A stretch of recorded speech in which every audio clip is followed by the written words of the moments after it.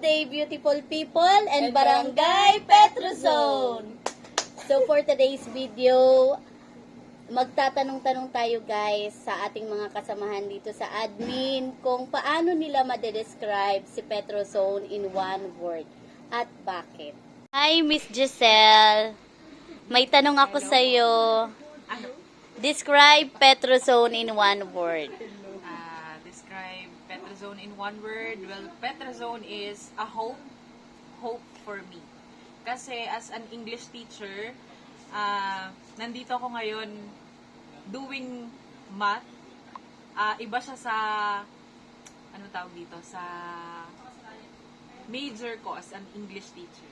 So, Petrozone is a hope for everyone. Okay, thank you. So, Mr. Sales, describe Petrozone in one word. Petrozone is, I describe Petrozone as family. Why? Kasi kino-consider ko na yung Petrozone as my second family.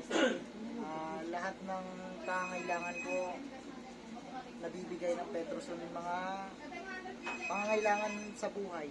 Tulad ng pagkain, tulong sa pamilya, gano'n. Kaya malapit sa akin yung Petrozone. Thank you. Thank you po. Hi, Ate Rich. Hi ma'am, good afternoon. Describe Petrozone in one word. Source, Why? for me, si Petrozone ang number one source income ko po.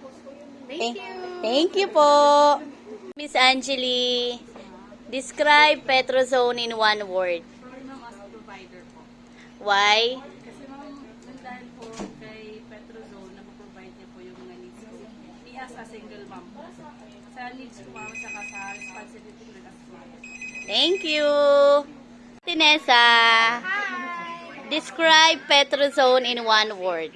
Petrozone for me is who care. Why? Kasi who care employee. That's all. Thank you.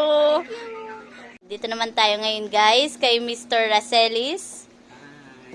Mr. Racelis, describe Petrozone in one word. I think it's welcoming. Why?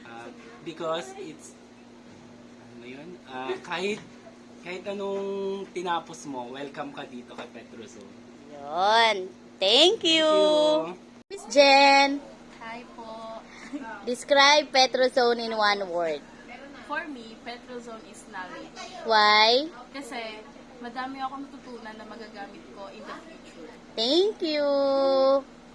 So guys, ako naman ngayon ang sasagot. Paano ko nga ba madedescribe si Petrozone in one word at bakit?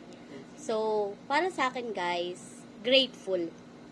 For me kasi guys, grateful kasi lubos ako nagpapasalamat sa Petrozone sa opportunity na binigay sa akin para maging part ako ng Petrozone. For me guys, mahirap ang pumasok sa corporate world. Pero nandito tayo, thankful na naging part tayo ng Petrozone. Isa itong malaking blessing sa family ko, sa akin, kasi ito ang pinagkukuhanan namin ng pang-araw-araw namin na income.